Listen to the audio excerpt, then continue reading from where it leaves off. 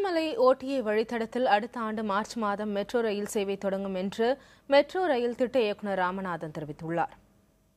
இது தவிர ஆலந்தூர் பரங்கிமலை வழித்தடம், விமான நிலையம், ஓடிஏ வழித்தடம் ஆகிய இடங்களிலும் சோதனை ஓட்டங்கள் நடைபெறும் என்றும் அவர் கூறியுள்ளார்.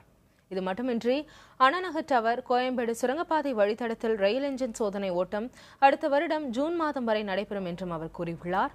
இந்த ரயில் என்ஜின் சோதனை ஓட்டம் அண்ணாநகர் கிழக்கு, ஷெனாய் நகர், நேரு பூங்கா ஆகிய இடங்களுக்கு நீட்டிக்கப்படும் என்றும் இதற்கு பிறகு இந்த வழித்தடங்களில் மெட்ரோ ரயில் சோதனை ஓட்டம் நடைபெறும் என்றும் அவர் கூறியுள்ளார்.